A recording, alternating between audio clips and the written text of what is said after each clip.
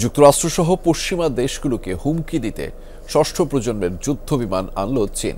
সম্প্রতি white empire নামের এই ফাইটার জেটের পরীক্ষামূলক উড্ডয়ন চালানো হয়। সর্বাধুনিক প্রযুক্তির এই হাইপারসনিক জেট গোয়েন্দার স্যাটেলাইটেও আঘাত হানতে সক্ষম।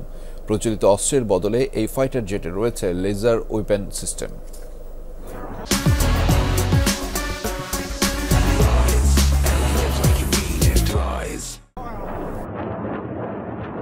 হঠাৎই চীনের আকাশে দেখা মেলে এই অদ্ভুত দর্শন বিমানের। মুহূর্তেই এই ভিডিও আলোড়ন তোলে নেটিজেনদের মাঝে।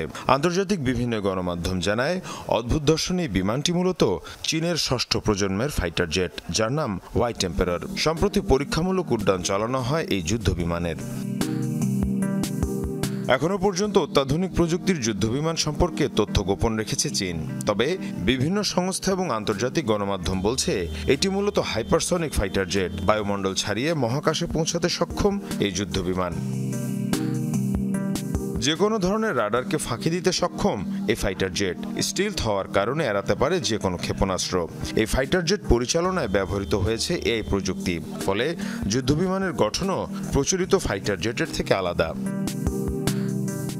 হোয়াইট এম্পায়ার ফাইটার জেটের সবচেয়ে বড় চমক রাখা হয়েছে সামরিক সক্ষমতায়। প্রচলিত ক্ষেপণাস্ত্রের বদলে এতে রয়েছে লেজার ওয়েপন এবং মাইক্রোওয়েভ সিস্টেম, যা দিয়ে গোয়েন্দা স্যাটেলাইট এবং ভূপৃষ্ঠে হামলা করা সম্ভব।